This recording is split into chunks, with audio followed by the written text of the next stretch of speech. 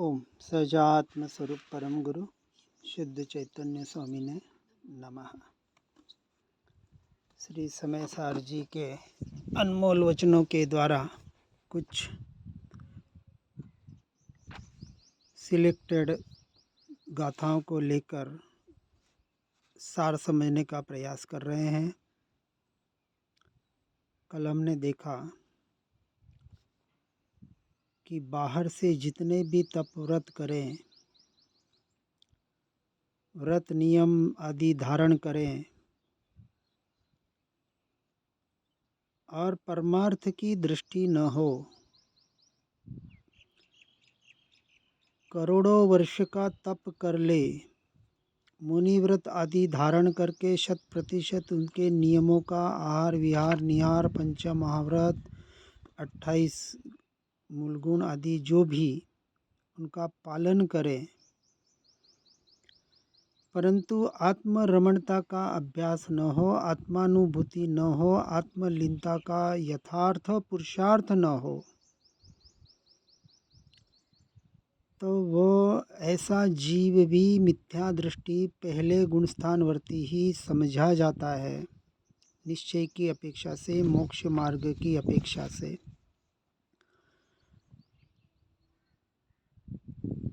नवग्रह तक के पुण्य का बंध करके फिर संसार में भटकने का ही काम करता है।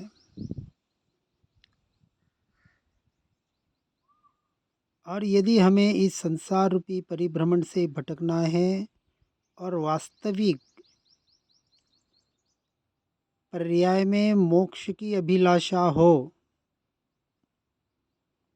कि अब मोक्ष के अलावा और कुछ नहीं चाहिए, ये संसार परिभ्रमण से थक गया हो, जो सम्यक दर्शन के 5 लक्षण बताए, शम संवेग निर्वेद अनुकंपा आस्था, और इसको श्रीमद जी ने आत्मसिद्धि शास्त्र में 2 जगह लिया है, व्यवहार से और निश्चय से।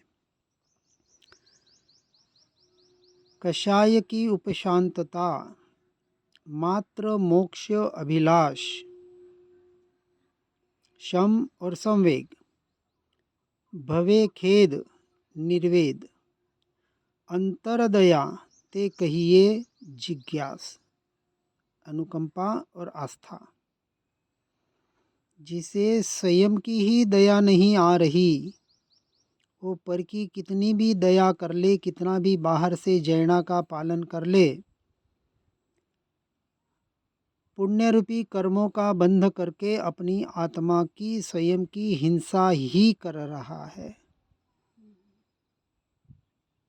इसलिए अहिंसा परमो धर्म हमने समझने का प्रयास किया था। जैना का पालन अहिंसा परम धर्म नहीं कहा, पर द्रव्य पर भावों से, पर समय से अपने दृष्टि को हटाकर अपने स्वरूप और स्वभाव की स्थिरता करने रूप, आत्मा को कर्म बंधन से बचाने रूप संवर निजारूप परिणाम को अहिंसा परम धर्म कहा।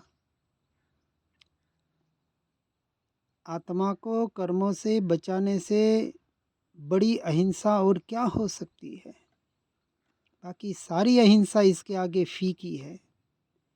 यही नहीं हो और बाहर की कितने भी हिंसा से बच ले, जीवों को बचा ले, अरे बचा सकता नहीं और बचाने का भाव कर रहा है, और कोई जीव मरता बचता ही नहीं। पहली बात, निश्चय स्वच्छंद की बात नहीं कह रहे हैं, व्यवहार की अपेक्षा से बाहर के परिणाम शुभ भाव आदि आते हैं। कोई समझते निषेध कर रही है, निषेध नहीं हो रहा है, व्यवहार में धर्म मानने का यहाँ निषेध होता है। और ये कोई हमारी बात नहीं है, एक दो व्यक्ति की बात नहीं है, महान आचार्यों ने इस बात को यथार्थ रूप से प्रमाणित अपने अनुभूति के आधार पर किया है और लिखा है और हमें बताया है। हम तो छोटे मोटे पोस्टमैन मात्र हैं। वितराग परमात्मा के बड़े बड़े पोस्टमैन, ये भावलिंगी मुनिराज, भावलिंगी मुनिराज समझना, अंतर्मुहूर्त आत्मा में लीन होने वाले और जब अपनी स्वरूप और स्वभाव से बाहर आते हैं तब ऐसे भाव आते हैं शास्त्र आदि लिखने के, जिसे भी पाप की श्रेणी में रखते हैं। ऐसा पुण्य रूपी पाप उनके हाथों से नहीं होता तो ये शास्त्र हम तक कैसे पहुँचते। तो ये परिणाम आते हैं, शुभ आदि क्रियाएं होती है, करते नहीं है। वापस समझना, करना और होने में जमीन आसमान का फर्क है। यहाँ कह रहे हैं जो परमार्थ से इस तत्व का स्वीकार करता है निश्चय नहीं की अपेक्षा से, वही निर्वाण प्राप्ति का अधिकारी बन सकता है, अन्यथा नहीं। सम्यक दर्शन से निर्वाण तक जो पर्याय के परिणाम जीव के होते हैं, एकमात्र आत्म लक्ष्य से ही, स्वरूप स्वभाव रमणता से ही, यहाँ ही लगाना है, अन्यथा दूसरा कोई मार्ग हमें तो समझ में नहीं आया इतना पढ़ने सुनने के बाद। इसलिए यहाँ कह रहे हैं परमार्थ बाहिर जीवगण जाने न हेतु मोक्ष का, अज्ञान से वे पुण्य इच्छे हेतु जो संसार का। गाथा 154 में कह रहे हैं, विस्तार से समयसार जी ग्रंथ में पढ़ लेना। जो जीवगण धर्म के नाम पर बाह्य क्रियाओं में ही रचे पचे हैं, जप तप व्रत ध्यान आदि, और जिन्हें आत्मा का लक्ष्य नहीं है, आत्मा का भान नहीं है, स्वरूप स्वभाव किसे कहा, ज्ञान ज्ञायक भाव क्या है, बाहर के ज्ञान को ज्ञान मान रहे हैं, ज्ञान की पूजा शास्त्रों की पूजा में लगे हैं, और अपने ज्ञान स्वभाव की रमणता, ज्ञान स्वभाव की तरफ अपने उपयोग को ले जाकर स्थिर करने का पुरुषार्थ ही सच्ची ज्ञान की पूजा है। और ऐसे जीव जो सच्चे मोक्ष का हेतु नहीं जानते, ये कुंद आचार्य का कथन चल रहा है, अज्ञान से वे पुण्य इच्छे हेतु जो संसार का। अज्ञानता के कारण, मिथ्यात्व के कारण। अब देखो मिथ्यात्व और अज्ञानता का फर्क समझना। अन्य धर्म वाले मत वाले भी आत्मा और शरीर आदि का भेद ज्ञान करते हैं, ज्ञाता दृष्टा का अभ्यास करते हैं, साक्षी भाव का अभ्यास कर रहे हैं, बता रहे हैं। भ्रांति होती है कि देखो वो भी साक्षी की बात कर रहे हैं, ज्ञाता दृष्टा की बात कर रहे हैं, देह शरीर आदि सब जड़ से आत्मा को भिन्न मान रहे हैं। ये व्यवहार सम्यक दर्शन है, परंतु निश्चय मोक्ष मार्ग की अपेक्षा से हेय है, छोड़ने योग्य है, प्रारंभिक भूमिका की अपेक्षा से ठीक है। आत्मज्ञान हो जाए लेकिन सम्यक दर्शन नहीं हो सकता ऐसे जीवों को। सम्यक दर्शन का अर्थ परद्रव्य परभाव जितना पर समय है उन सबसे मैं मेरा अपना टोटल हट जाए। आत्मज्ञान होने के बाद कहते हैं सेवा में लग जाओ। किसकी सेवा करनी, कौन सी सेवा करनी पता नहीं है, भैया वृत्ति। अरे अपने आत्मा की सेवा। अभ्यंतर तप में क्या बताया, 7वां विनय और 8वां विनय और 9वां वैयावृत्ति। प्रायश्चित विनय वैयावृत्ति। अभ्यंतर तप का अर्थ क्या हुआ, बाहर की वैयावृत्ति साधु संतों की सेवा करने को नहीं कहा। यहाँ तो 12 तप आत्मरमणता के लक्ष्य से हो रहे हैं। बहुत भ्रांति में भटक रहे हैं हम लोग और भटकाया जा रहा है।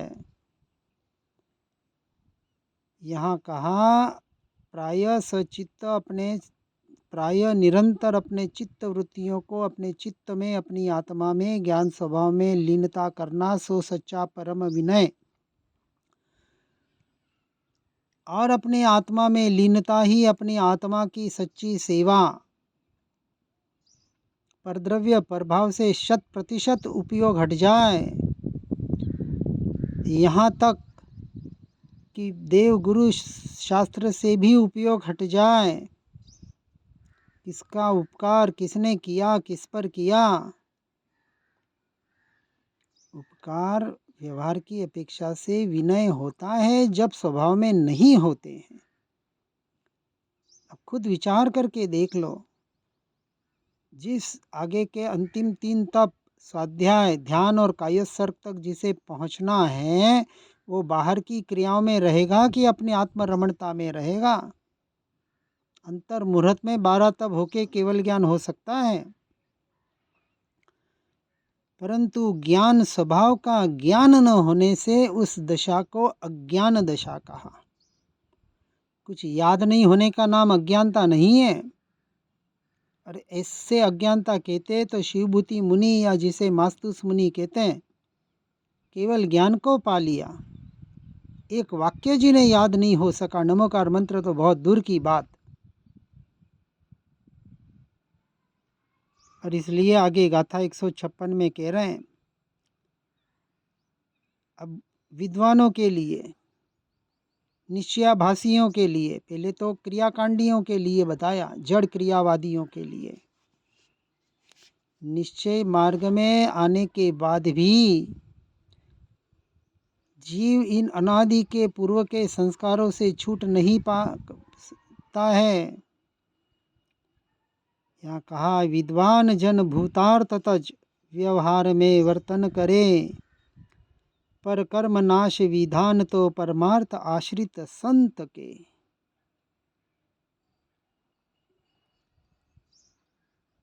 दुख कय कम क्षय, दुख का नाश करना, दुख का खपाना, कर्मों को क्षय करना, किसके आधार पर। और फिर कहते समाहि मरणम च, समाधि मरण चाहिए। अरे समाधि मरण सम्यक दृष्टि के ही होता है। मिथ्या दृष्टि संथारा ले ले, कितने दिन भूखे रह जाए और शांतता से भले नवोकार मंत्र का जाप सुनते सुनते दीक्षा लेकर प्राणों का त्याग कर दे, तो भी समाधि मरण निश्चय ने स्वीकार नहीं करता है। व्यवहार से आप जो भी कर ले, पालखियाँ निकाल ले या कुछ भी कर ले, उससे कोई मोक्ष नहीं होने वाला किसी का, उससे कोई सम्यक दर्शन नहीं होने वाला।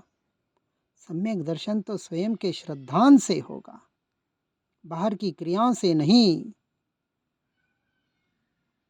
इसलिए कहा, विद्वानों के लिए, जो विद्वान बन रहे, पंडिताई कर रहे हैं, एक एक अक्षर को लेकर, एक एक वाक्य को लेकर 8-8 दिन प्रवचन करते हैं, ये विद्वत्ता पंडिताई मोक्ष मार्ग में कोई काम की नहीं।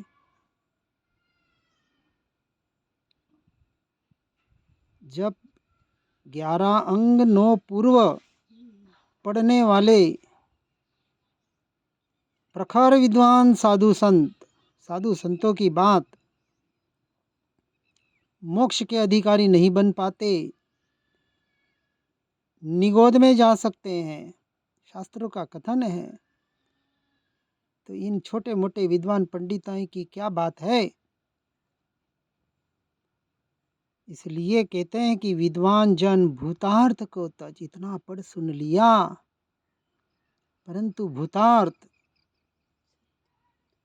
आदरने योग्य, उपादेय, जीवन में उतारने योग्य जो था, वो उतार नहीं रहे हैं और व्यवहार में ही वो भी वर्तन कर रहे हैं। समझना समझाना, जिंदगी भर उसी में लगे हैं। साधना का अर्थ समझना, साधना ध्येय के सिद्धि के लिए होती है, और साधना का मुख्य साधन ये ज्ञान स्वभाव। इसके ऊपर हमारे 2-4 सत्संग हुए थे पहले। और इसलिए कहते हैं, वास्तविक कर्मनाश का विधान, बाहर के विधान करने में लग गए, अष्टानिकानी, ये पर्व नहीं वो पर्व मना रहे हैं, अच्छी बात है, निषेध नहीं है, परंतु उसी में धर्म मान लिया, अपने स्वभाव की ओर कितना बढ़ पा रहे हैं। इसलिए सच्चे कर्म नाश का विधान तो परमार्थ आश्रित संत के ही बता रहे हैं। परमार्थ के आश्रित अर्थात स्वरूप और स्वभाव के आश्रित, ज्ञायक भाव के आश्रित जो है वही सच्चा संत है। शांत होना सो संत। लेकिन शांत होने के भी दो प्रकार, एक व्यवहार की अपेक्षा से कषायों की मंदता, उसे ही समता भाव मान लेते हैं। यहाँ शांत का अर्थ है जो अपने स्वभाव और स्वरूप में ऐसा रममाण हो जाए, ऐसा लीन हो जाए कि पर द्रव्य पर भाव पर उपयोग ही न जाए और सहज ही शांत दशा का अवलोकन करे, उसमें स्थिरता का प्रयास और पुरुषार्थ करे, वही सच्चा संत साधु। पांचवें छठे गुणस्थानक में वर्तने वाले सच्चे श्रावक और मुनिराज जो अपने आत्मरमणता रूपी चर्या में बढ़ते जा रहे हैं और चर्चाएं जिनकी छूटती जाती है, मौन की ओर बढ़ते हैं, मौन स्वभावी आत्मा में रमणता करने के लिए। मन वचन काया का मौन बाहर व्यवहार से और निश्चय से तो आत्मरमणता ही सच्चा मौन है। अरे मैं आत्मा, जिसने आज दिन तक कभी एक शब्द बोला तो बहुत दूर की बात, इन शब्दों को जाना तक नहीं, इसको जानने के काल में भी मुझे तो अपना ज्ञान स्वभावित तो जानने में आ रहा है। माने या न माने, स्वीकार करे या न करें, सिर्फ स्वीकार करना है। और स्वीकार का अर्थ होता क्या है? श्रद्धान, कि ऐसा मैं, और स्वयं का श्रद्धान अर्थात परद्रव्य प्रभाव से नियम से ऐसा जीव हटता ही हटता है, हटना ही चाहिए, नहीं तो वो श्रद्धान सच्चा नहीं है। फिर भ्रांति में अटक जाता है, नहीं हमें तो पूरा श्रद्धान है। अरे ये तो किसी का झूठन दिया हुआ पर का सिर्फ स्वीकार हमने कर लिया कि नहीं हमारे परमात्मा गुरुदेव कह रहे तो सच्ची बात है, विश्वास कर लिया। लेकिन इस विश्वास को अंधविश्वास कहा जब तक स्वयं का अपने स्वसंवेदन प्रत्यक्ष आत्मानुभूति के आधार पर स्वयं का निर्णय नहीं होता है, तब तक ये अंधविश्वास ही है, आपके लिए श्रद्धा नहीं है। इसलिए आगे कहते हैं, जो शुद्ध जाने आत्म को वो शुद्ध आत्म ही प्राप्त हो, अनशुद्ध जाने आत्म को अनशुद्ध आत्म ही प्राप्त हो। गाथा 186। अशुद्धि के काल में ही जो अपने शुद्ध आत्मा को देखे, दृष्टि करे, अशुद्धि पर्याय में है। और कौन सी अशुद्धि? ये मोह राग द्वेष रूपी अशुद्धि।